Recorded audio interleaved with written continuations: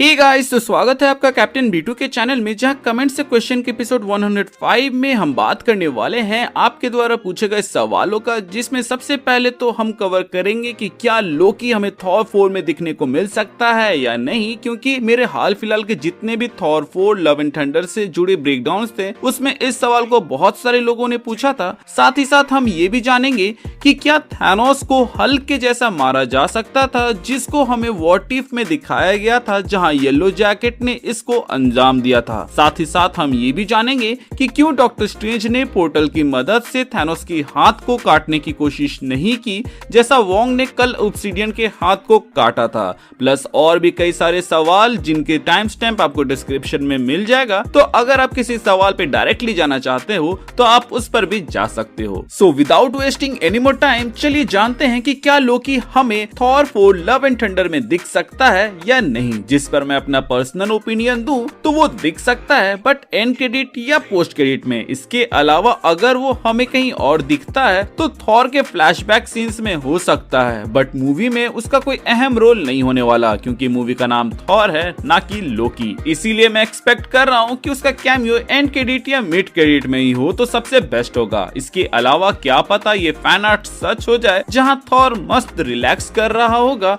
और वहां पर लोकी टाइम डोर खोल के मिलने आए या फिर हेल्प मांगने आए, जिसके बाद से हमें थॉर को लोकी के सीजन 2 में दिखाया जाए लास्ट एपिसोड के अंदर, जिससे ना सिर्फ लोकी सीरीज के लिए हाइप बढ़ेगा बल्कि फैंस को भी और बहुत जल्द देखने को मिल जाएगा। मैं फिर से रिपीट कर दूं कि ये बस मेरे स्पेकुलेशन है कि लोकी हमें इस मूवी में देखने को मिल सकता है, क्योंकि अभी तक तो कोई सॉलिड जगह से रूमर नहीं आई है कि लोकी हमें इस मूवी के अंदर देखने को मिलेगा। जो सामने आया है वो आप सबको पता है, जो कि ट्रेलर के इस सीन में दिखाया गया था, जहां थॉर के पीठ पे आप लोकी का टैटू बना हुआ देख सकते हैं, जो कि थॉर की तरफ से एक छोटा सा ट्रिब्यूट था अपने भाई के लिए। इसके बाद बात करें ओके किलर गेमिंग द्वारा पूछे गए इस सवाल का, जहां पर उन्होंने पूछा है कि क्या पीम पार्टिकल से किसी प्लेनेट को छोटा किया जा सकता है या नहीं। तो बॉस, इसका कॉमिक्स में तो मुझे कोई इंस्टेंस नहीं मिला, बट जैसा कि मैंने अपने लास्ट कमेंट से क्वेश्चन वाले वीडियो में बताया था कि गैलेक्टस जैसे कैरेक्टर तक को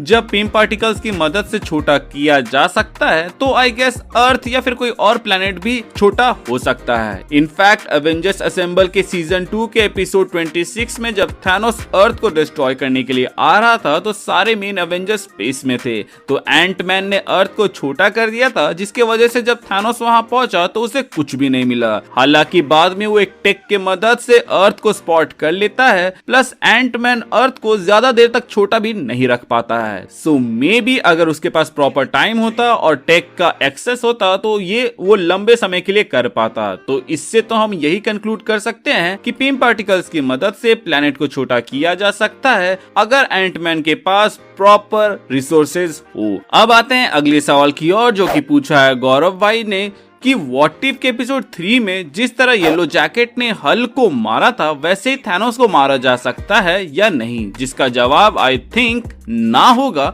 क्योंकि थैनोस का स्किन बहुत ही ज्यादा ड्यूरेबल है, और वो इतना ड्यूरेबल है कि स्लिंग रिंग द्वारा बनाए गए पोर्टल के जरिए भी काटा नहीं जा सकता। इसीलिए डॉक्टर स्ट्रेंज ने उसको ट्राई भी नहीं किया, एस 14,601 पॉसिबिलिटीज में से वो देख चुके थे कि ऐसा करके कोई फायदा नहीं होने वाला। प्लस आपको तो याद होगा ही कि टोनी ने कितने तरह के वेपन्स यूज किए थे थैनोस के अगेंस्ट, जिसके बाद से बस एक ड्रॉप ऑफ ब्लड निकला था। इसके अलावा थॉर को भी निडावेयर जाके स्टॉर्मबेकर बनाना पड़ा था ताकि वो थैनोस को मार सके। सो मे बी यहाँ पर जब थैनोस जख्मी था तब येलो जैकेट का ट्रिक अपनाया जा सकता था, जो कि मेरे ख्याल से यहाँ पर बैकफायर कर सकता था। एज थैनोस की फिजियोलॉजी अलग है, तो मे बी थैनोस को मारने की जगह वो थैनोस को बड़ा बना देती। प्लस राइटर्स ने कंफर्म किया था कि थैनोस के किसी भी छेद से घुसकर एंटमैन बड़ा होकर उसको नहीं मार सकता, क्योंकि थैनोस बहुत ड्यूरेबल है। उल्टा बड़ा होने के चक्कर में एंटमैन की मौत वहीं पर हो जाएगी। रही बात थैनोस को छोटा करके कैद या पकड़ने की कोशिश क्यों नहीं की,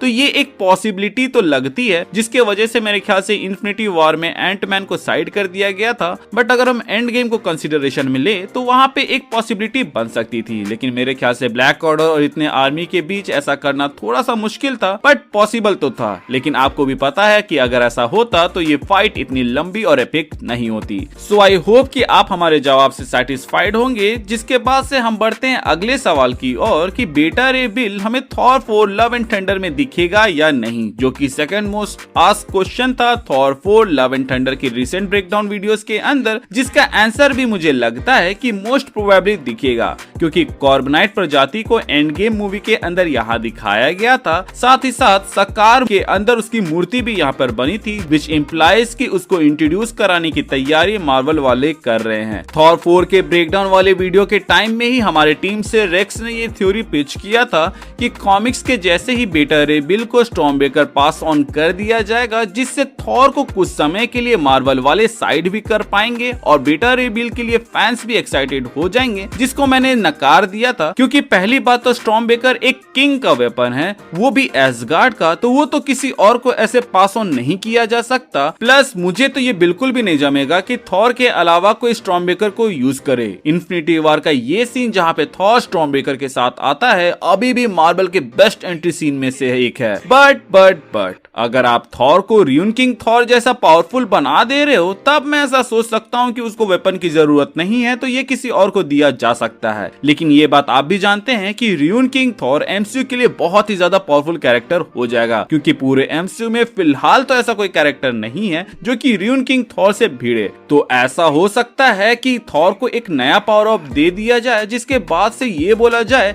कि यही र्यून किंग थॉर है, जो कि हम फैंस के साथ एक बहुत बड़ा स्कैम हो जाएगा।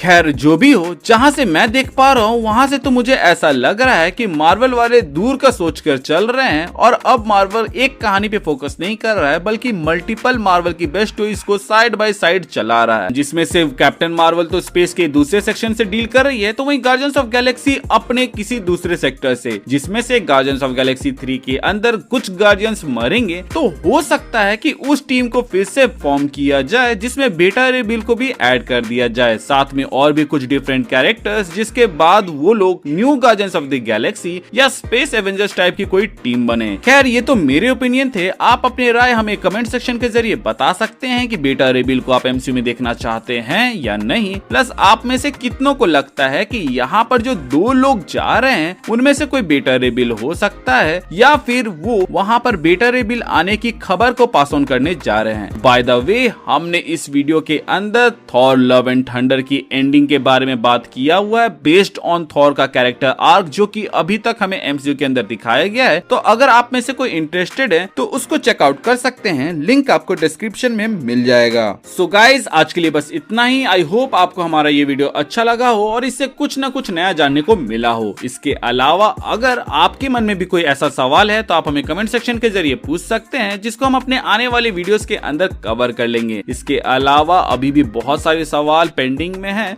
जिनको मैं अपने आने वाले वीडियोस में कवर करूंगा, जिसके लिए आप थोड़ा सा धैर्य रखें। प्लस अगर ये वीडियो अच्छा लगा हो तो वीडियो को लाइक कर दीजिएगा, और अगर आप चैनल पे नए हैं तो चैनल को सब्सक्राइब कर दीजिएगा, और पुराने हैं तो प्लीज चेक किया आपने बेल आइकन दबाया है या नहीं। इसके अलावा अपने दोस्तों के साथ शेयर कर दीजिएगा ताकि वो भी मिस ना करे। प्लस हमारे चैनल का एक छोटा सा मोटो है, जो कि है लोगों की मदद करे, अपना ख्याल रखे एंड कीप मूविंग फॉरवर्ड का रट लगाकर आगे बढ़ते जाएं। Thank you for watching this video.